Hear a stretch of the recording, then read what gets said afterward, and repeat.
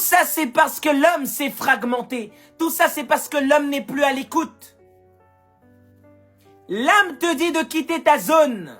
L'âme te dit d'aller dans la terre promise. L'âme te dit d'embrasser l'inconnu, d'embrasser le danger. Et chaque jour, tu lui dis de se taire. Tu lui dis de se taire parce que ça ne t'arrange pas d'élargir ta zone de conscience. Tu lui dis de se taire parce qu'elle te demande d'aller dans des zones où tu penses que tu n'es pas capable d'aller. Et donc, tu t'opposes à ton évolution. Et donc, la vie te répond de la même façon. La vie te répond de cette façon-là. Tu vis une vie médiocre parce que tu n'as pas pris le risque qu'il fallait pour vivre une vie harmonieuse, une vie heureuse avec ton âme. Vous souffrez pourquoi? Parce que vous refusez de prendre le risque. Le risque d'écouter la voix de votre âme qui vous dit de ne pas rester dans le confortable. Ah ouais!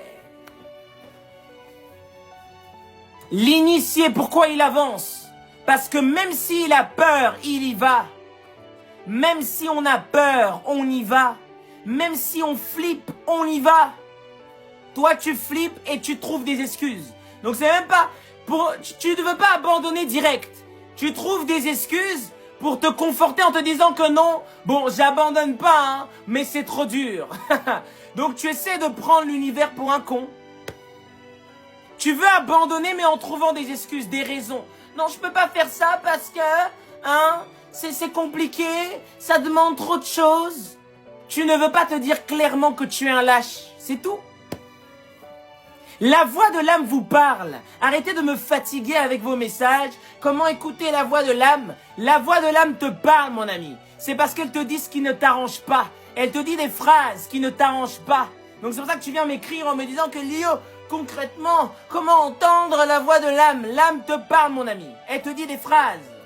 Sauf que tu fuis vite en boîte de nuit pour te dire que non, c'est les démons qui te parlent. C'est pas les démons. Elle te dit quoi faire. C'est pas les démons, mon ami. Et elle te dit concrètement quoi faire. C'est juste que ce que tu entends, non. Ça peut pas être la voix de l'âme, Lio. Parce que ce qu'on me demande là, c'est trop de danger.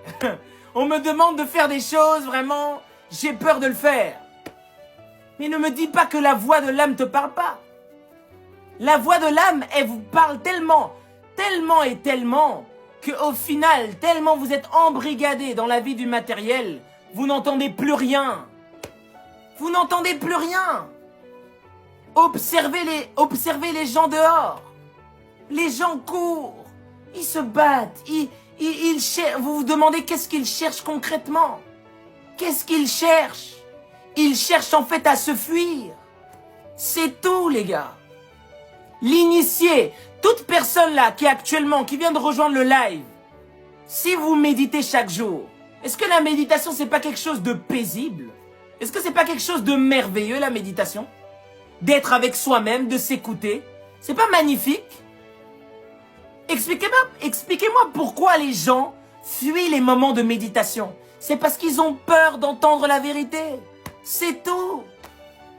Ils ont peur d'entendre la vérité. Ils ne veulent pas.